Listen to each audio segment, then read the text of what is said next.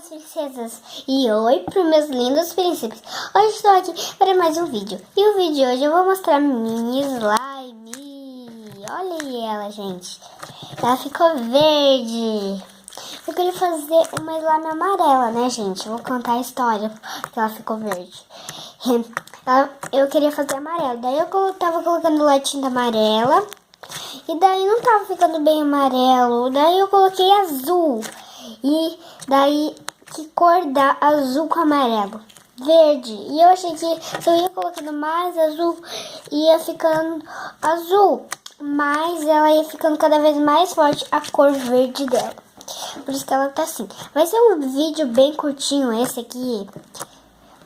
Porque, gente, tem uma notícia que não vai ser muito boa.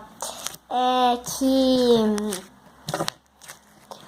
eu tô gravando no meu telefone e ele tem minutos no meu telefone.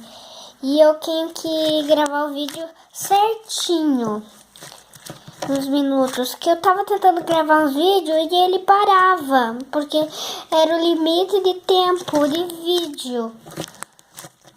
Né, gente? E daí eu não tô fazendo muito vídeo, que eu penso em fazer vídeos longos, só que não dá. Não dá. Olha, gente.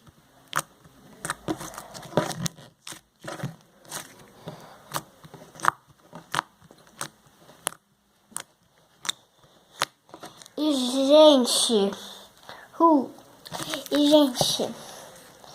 eu tenho uma amiga que também tem um canal. O nome dela é Maria Rita. E eu quero que vocês ajudem ela lá no canal dela, que o nome do canal dela é Maria Rita Fieravante. Iri é com 2 R's, tudo junto, Irrita. E Fieravante separado, tá bom? Corre lá no canal dela quando terminar esse. E olha os vídeos dela que tá muito bom. Tá super legal. Ela fez muito vídeo.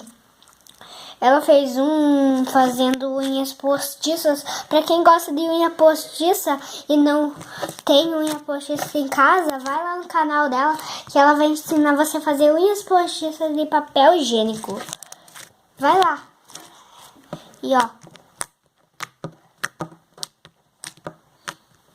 Bom, gente, foi isso. Espero muito que vocês tenham gostado. Um beijo, tchau. E eu amo muito vocês. Beijo, tchau. Fui.